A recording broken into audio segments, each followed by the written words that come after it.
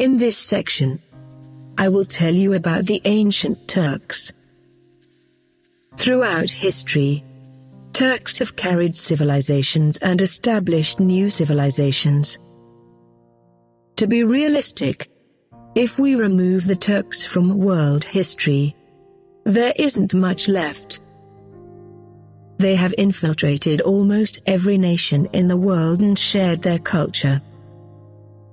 Before starting our video, please don't forget to subscribe, turn on notifications and comment to support the growth of my channel. Turks. There are perhaps 135 million Turkic people in the world today, with only about 40% of them living in Turkey.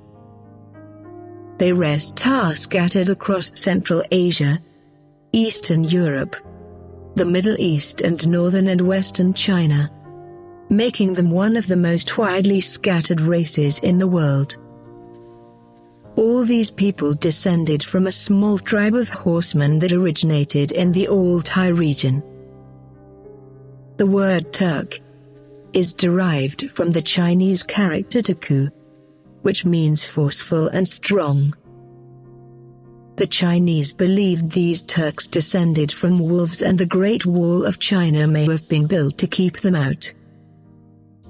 According to legend, a grey wolf led the first Turkic tribes from their homeland in Central Asia into Anatolia.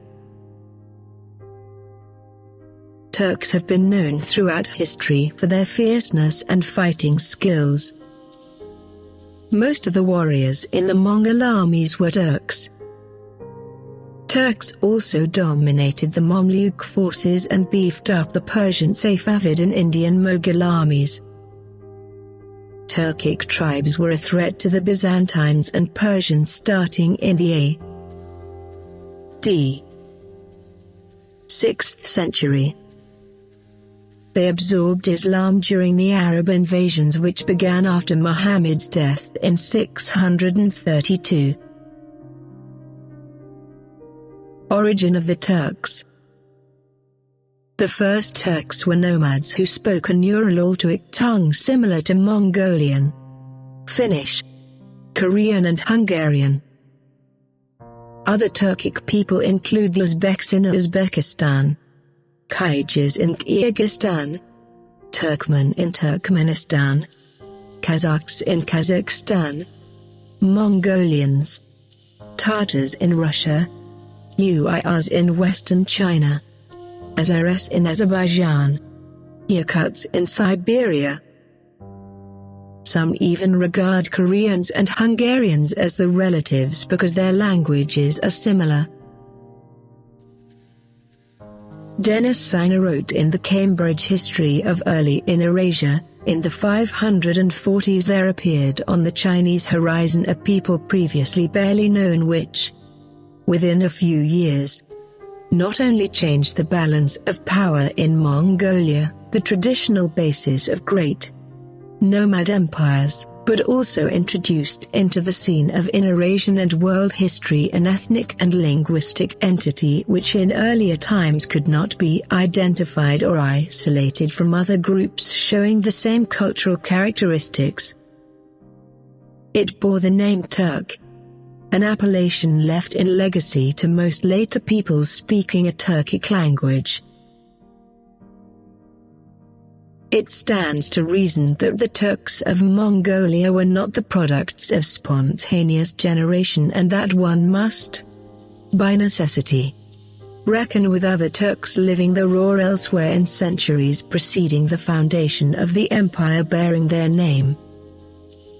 Yet, such considerations notwithstanding, it should not be lost from sight that the Turks are the first people to whom we can attribute with certainty a Turkic text written in a Turkic language, and that their name, so widely used ever since their rise to power, cannot be traced with absolute certainty before the 6th century A.D. J. Saunders wrote in A History of Medieval Islam, The Turkish family of nations first emerged into the light of history in the mid-6th century, when they built up a short-lived nomad empire in the heart of Asia, the steppes which have ever since borne the name Turkestan, the land of the Turks. When it broke in pieces, in the manner of such confederacies, fragments of the Turkish race, under a bewildering variety of names, were scattered over a vast area, from the Uyghurs, who once dwelt in Mongolia, to the Polovgians of the Russian steppes, familiar to us from Borodin's opera Pensikor.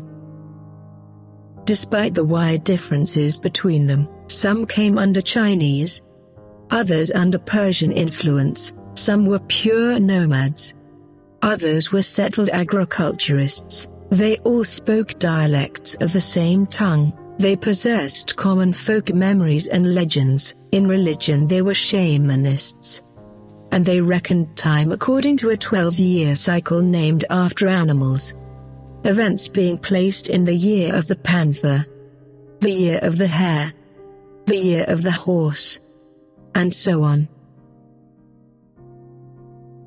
Ancient Turks. The Turks were such excellent horsemen the ancient Chinese called them horse barbarians. Turkish women reputedly could conceive and gave birth while riding. Based on excavations and stele observations in Mongolia, archaeologists say that early Turks dressed themselves in silk, wool and animal skin garments. Men wore daggers in their belts and earrings in both ears, and both men and women braided their hair. These ancient Turks raised millet, lived in feltgars like Mongolian nomads today, and worshipped a fertility goddess, a god of the underworld and their Turkish ancestors. They made swords and spears from iron and were known for their metalworking skill. Some of their leaders wore armor made from golden plates. Throughout Central Asia, Mongolia, the Altai area of Russia and western China, they left behind large stone figures known as balbals or man-stones. Dated to the A.D. 6th through 8th centuries, they are thought to be memorial erected to honor a warrior who had fallen in battle. Almost all face east towards the rising sun. Most hold a sword and a bowl and wear a distinctive belt and earrings. They are often found with lines of stone slab that perhaps represent the number of men killed by person the man's stone honors. The ancient Turks were adept hunters, preying on roe deer and mountain goats, which they sometimes drove into pens. They were one of the first groups of people to use saddles with stirrups. This enabled them to swiftly attack their enemies because they could stand up and shoot their long bows while riding. Ancient Turks were so attached to their horses that rulers and warriors often had their fully harnessed mounts buried with them after they died. Altai Turks. Turkic people trace their ancestry back to the A.D. 3rd century Altai Turks, who came from the Altai Mountains in southern Siberia, Kazakhstan, and Mongolia. The Altai Turks were united in A.D. 552 under leadership of a chieftain named Bumin, who, with the help of the Chinese, defeated the overlords that ruled the tribes in the Altai region and then subjugated the tribes on the Mongolian steppe. Later, with the help of the Sassanid Persians, Bumin conquered Central Asia, which gave the Altai Turks control over the Silk Road trade route between China and the West. The Altai controlled much of southern Siberia and Central Asia from the a.d. 6th century. They were one of the first Central Asian groups to realize the importance of trade and the wealth the trade brought them allowed them to establish permanent settlements. The ancient Turks of the Altai region developed written languages which they left in on runic stones as far away as the Yenai Valley in Siberia to the north and Orkhon Valley in Mongolia to the east. This writing system resembled the script of early Germanic tribes. Later the Uyghur script was adopted by many Turkic-speaking peoples. The Uyghur script is related to the alphabets of Western Asia and was also used by the Mongols during the era of Genghis Khan. Altai region. The Altai region is a mountainous area in Central Asia where Mongolia, Russia, Kazakhstan and China all come together. Situated between the Gobi Desert and the Siberian Plain, it is regarded as the homeland of the Mongolians, Turks, Koreans and Hungarians. Ural-Altaic languages are named after the region. Ancient petroglyphs found in the area are believed to have been made the ancestors of the Altai. The Altai region today is one of the wildest and the most interesting parts of Mongolia and Russia. It is a varied region with forest, steppes, wild river, lakes, deserts, snow-capped mountain and abundant wildlife. On windward sides of the mountains are some of the wettest places in Mongolia, with glaciers, streams and numerous lakes. On the leeward side are some of the driest areas. Natural vegetation in the region includes steppe grasses, shrubs and bushes and light forests of birch, fir, aspen, cherry, spruce, and pines, with many clearings in the forest. These forests merge with a modified taiga. Among the animals are hare, mountain sheep, several species of deer, bobak, East European woodchucks, lynx, polecat, snow leopard, wolves, bears, Argali sheep, Siberian ibex, mountains goats and deer. Bird species include pheasant, ptarmigan, goose, partridge, Altai snowcock, owls, snipe and jay. In the streams and rivers are trout, grayling and the herring-like sig. The Altai Mountains stretch for 200 miles across southwestern Mongolia from Siberia to the Gobi Desert. The mountains are of moderate height. There are several peaks over 500 meters. Those that are higher than 3,000 meters are snow-capped throughout the year. The region is rich in lakes and streams. The Ob, Irtish and Yenai all have their sources in the Altai. The Altai people live mainly in the broad plateaus, steppes and valleys of the ranges, where water is plentiful. The Altai complex of mountain ranges embraces the Water Divide Mountains for all of Asia, the South Altai, the Inner Altai and the East Altai. The Mongolian Altai is connected to this mountain complex, rising to the southeast of the Siberian Altai region. The climate is continental with extremes in temperatures between the summer and the winter. The mountains help to mitigate the extremes to some extent by causing a winter temperature inversion that produces an island of winter temperatures that are warmer than those in the Siberian taiga to the north and the Central Asian and Mongolian steppes to south and east. Even so, temperatures drop as low as 48 C in the winter. The mountains are a gathering point for precipitation in a region that otherwise is dry. The most rain falls in July and August, with another smaller period of rain in late autumn. The western Altai receives around 50 centimeters of precipitation a year. The eastern Altai receives less, around 40 centimeters a year. The archaeological and historical evidence that the Altai Mountains is the original homeland of all Altai-speaking people is a bit flimsy.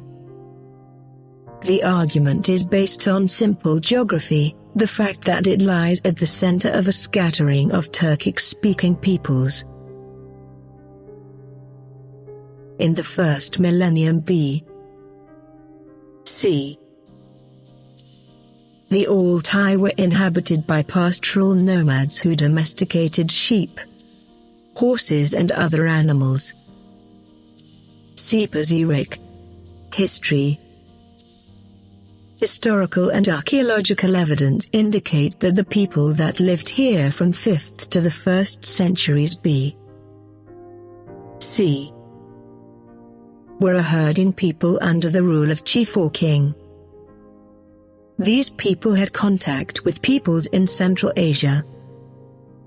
The language of these people is unknown, but it seems unlikely that there were Turkic speakers. Turkic speakers arrived in the Altai region at a later time, sometime in the A.D. first millennium. Early mentions of Turks. It could be that the first mention of the name Turk was made in the middle of the 1st century A.D. Pomponius Mela refers to the Turkey in the forests north of the Azov Sea, and Pliny the Elder in his Natural History gives a list of peoples living in the same area, among whom figure the Tiki. The first historical references to the Turks appear in Chinese records dating around 200 B.C. These records refer to tribes called the Xiongnu, who lived in an area bounded by the Altai Mountains, Lake Baikal, and the northern edge of the Gobi Desert, and who are believed to have been the ancestors of the Turks. Specific references in Chinese sources in the 6th century A.D.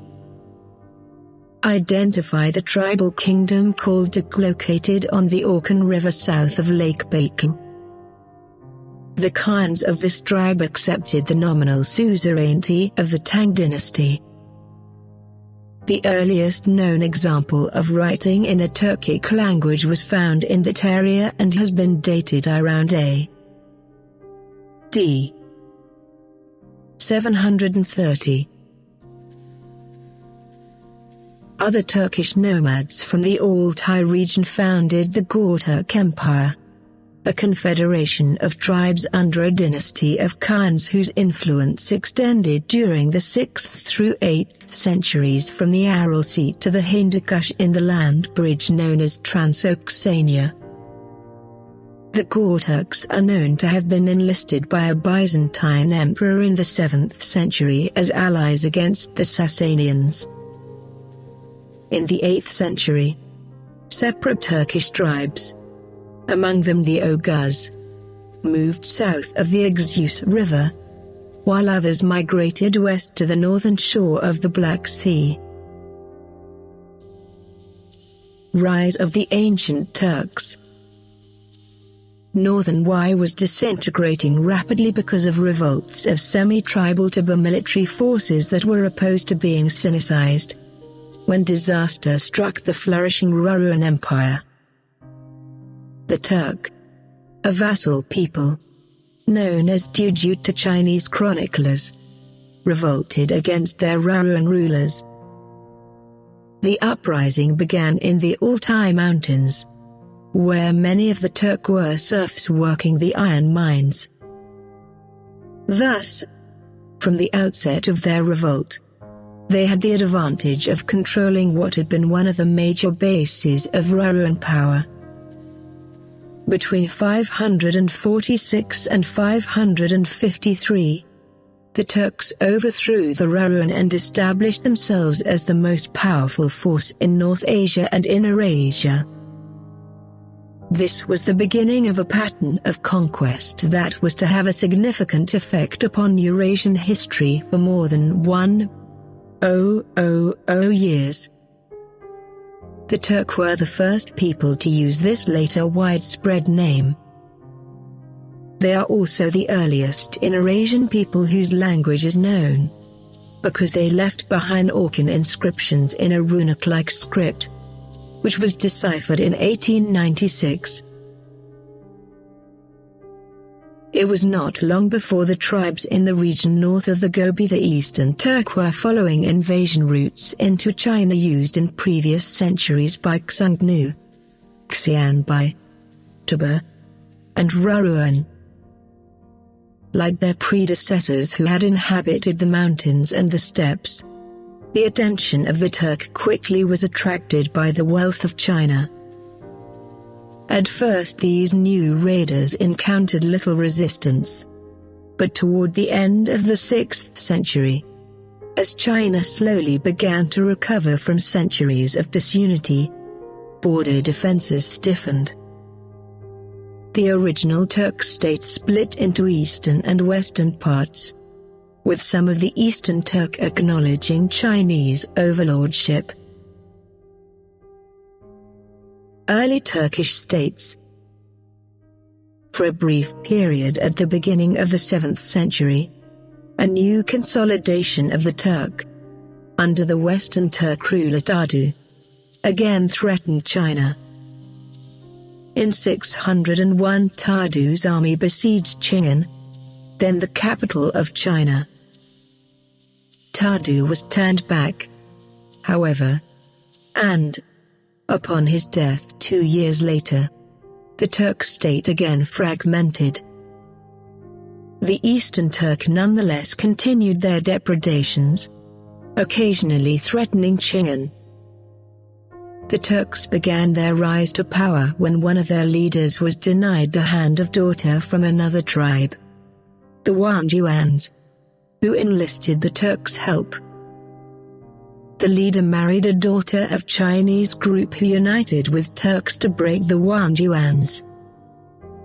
The first great state which carried the name Turk was the Kuk Turk state, which extended from Manchuria to the Black Sea and Iran between the A.D.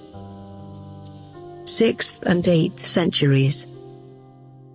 This empire had trade links with China, Iran and the Byzantines, and left behind inscriptions and an unusual alphabet on stones in Mongolia. The Turkish migrations after the 6th century were part of a general movement of peoples out of Central Asia during the first millennium A.D. that was influenced by a number of interrelated factors: climatic changes, the strain of growing populations on a fragile pastoral economy, and pressure from stronger neighbors also on the move. Among those who migrated were the Oghuz Turks, who had embraced Islam in the 10th century. They established themselves around Bukhara in Transoxania under their Khan, Seljuk. Split by dissension among the tribes, one branch of the Oghuz, led by descendants of Seljuk, moved west and entered service with the Abbasid Caliphs of Baghdad. Turks and the Arab Muslim conquest. J. Saunders wrote in A History of Medieval Islam, The Oghuz was the traditional boundary between civilization and barbarism in Western Asia, between Iran and Turan, and Persian legend, versified in Ferdowsi's great epic, the Shahnameh, told of the heroic battles of the Iranians against the Turanian king Afrasiyab, who was at last hunted down and killed in Azerbaijan.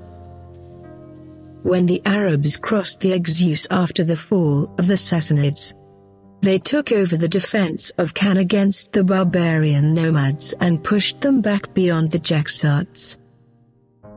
The Turkish tribes were in political disarray, and were never able to oppose a unified resistance to the Arabs, who carried their advance as far as the Talas River.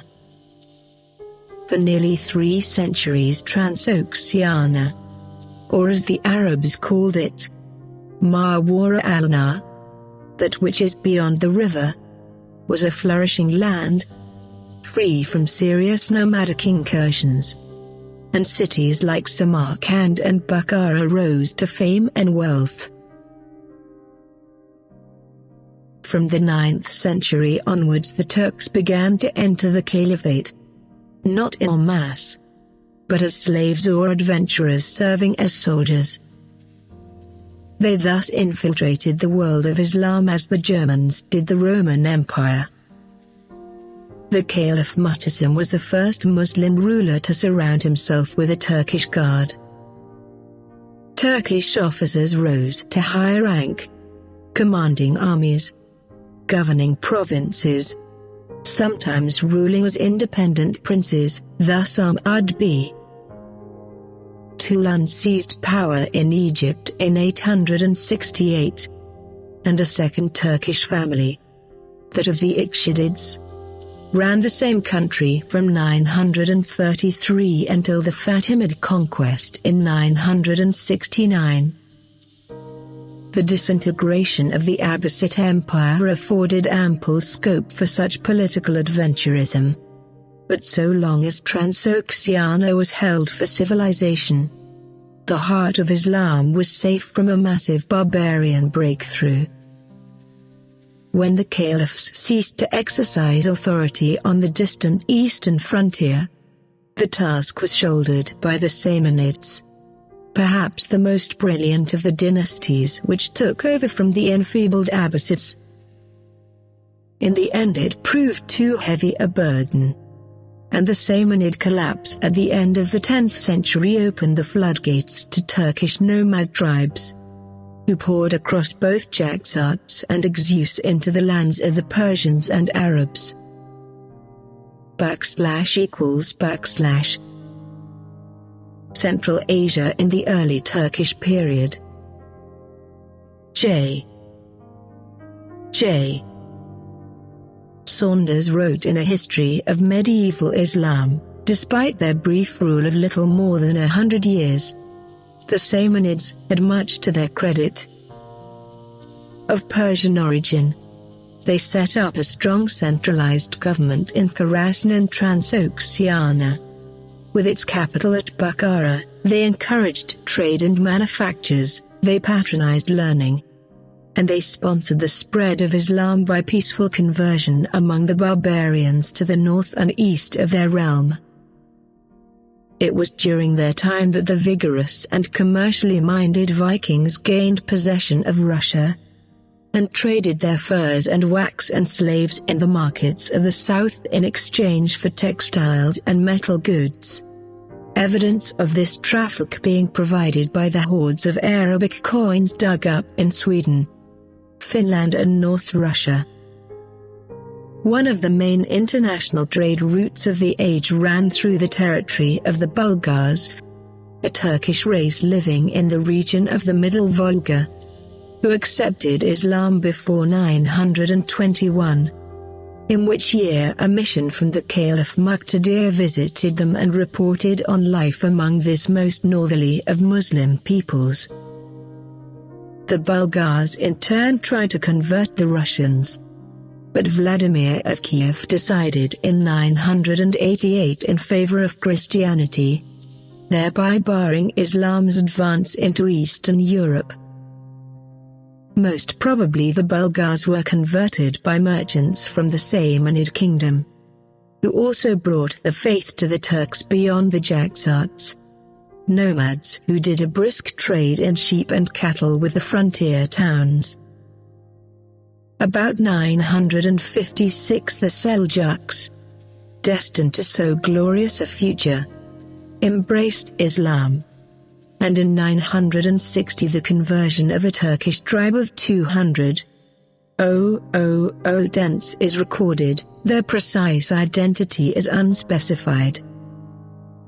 Thus the 10th century witnessed the Islamization, under Samanid auspices, of a large section of the Western Turks, an event of great significance. /= Notwithstanding the prosperity of their kingdom, the Samanids failed to keep the loyalty of their subjects.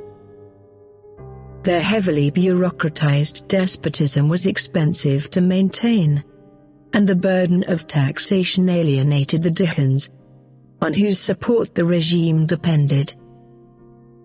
One of their rulers, Nasr al-Sad, who reigned from 914 to 943, favored the Ismailis and corresponded with the Fatimid Caliph Kam, thereby forfeiting the sympathy of the Orthodox.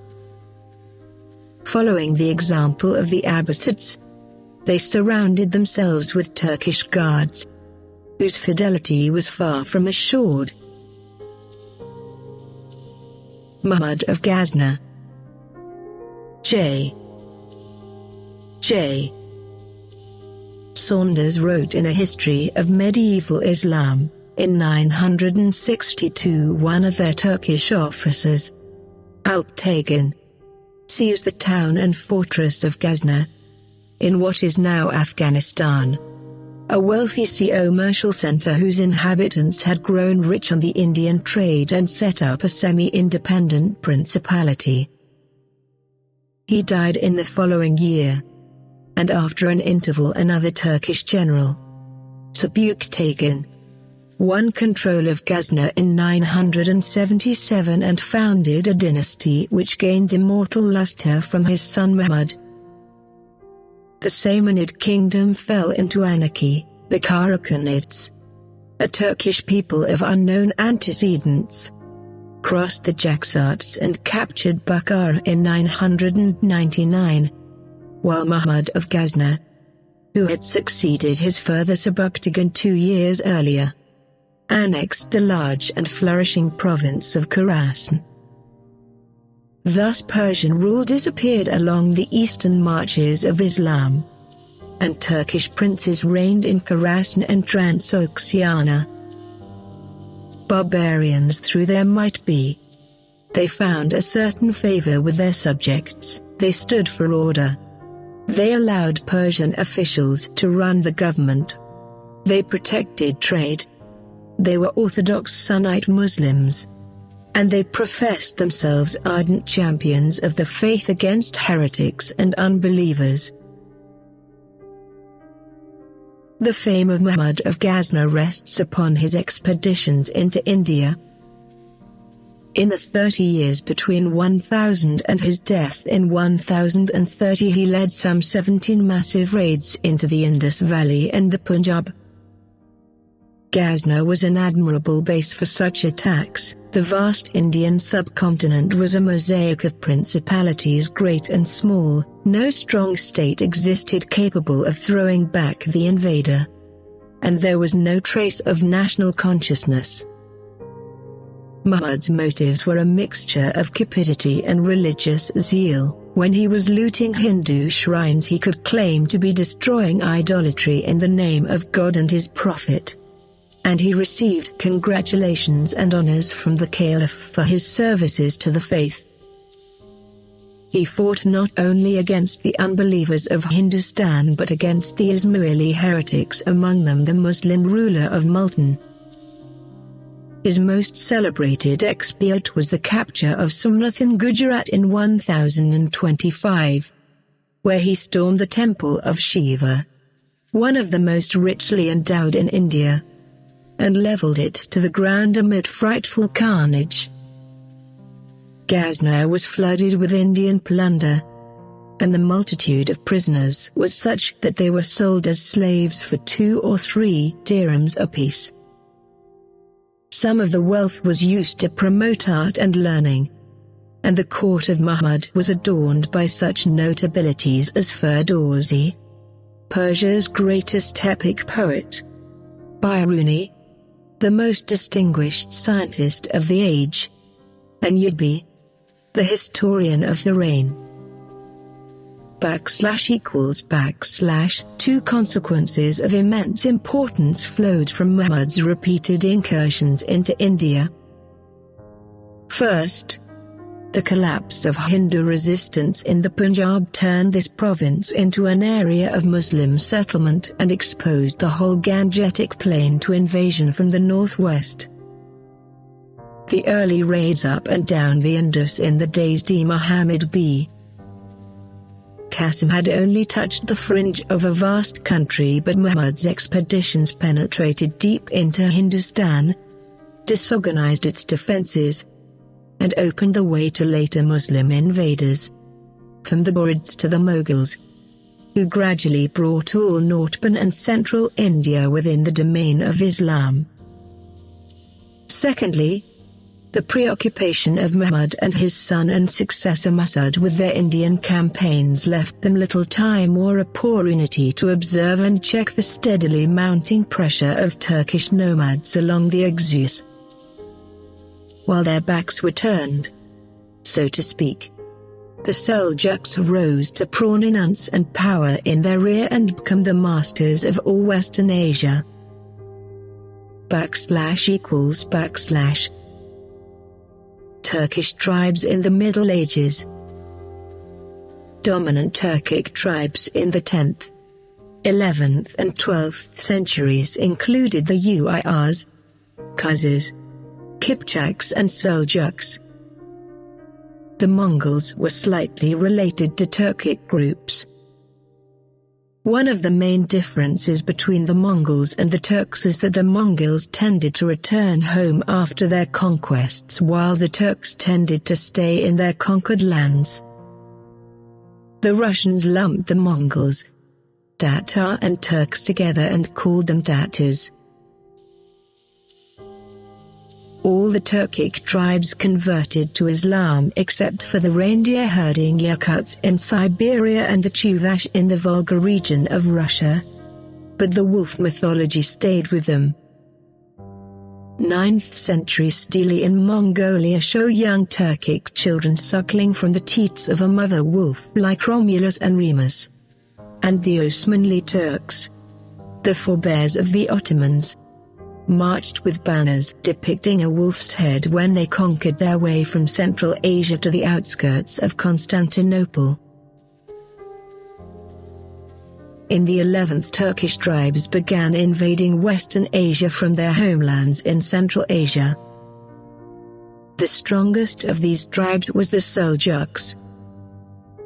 In the wake of the Samanids, Persians who set up a local dynasty in Central Asia within the Abbasid Empire, arose to 2 Turkish dynasties, the Ghaznavids, based in Khorasan in present-day Turkmenistan, and the Karakhanids from present-day Kazakhstan. Karakhanids are credited with converting Central Asia to Islam. They established a large empire that stretched from Kazakhstan to western China and embraced 3 important cities, Balasagun, Talas and Kashgar. Bukhara continued as a center of learning. The Karakhanids and Ghaznavids fought one another off and on until they were both outmaneuvered diplomatically and militarily by the Seljuk Turks, who created a huge empire that stretched from western China to the Mediterranean. Ancient Turkmen. Historians believe that the original Turkmen, of present-day Turkmenistan, were nomadic horse-breeding clans known as the Oghuz from the Altai region of what is now Mongolia and Siberia. They began migrating from their homeland around the 6th century, then were driven out by the Seljuk Turks, and formed communities in the oases around the Karakum deserts of modern Turkmenistan and also parts of Persia, Anatolia and Syria.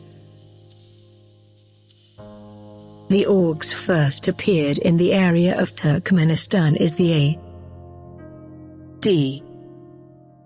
8th to 10th centuries.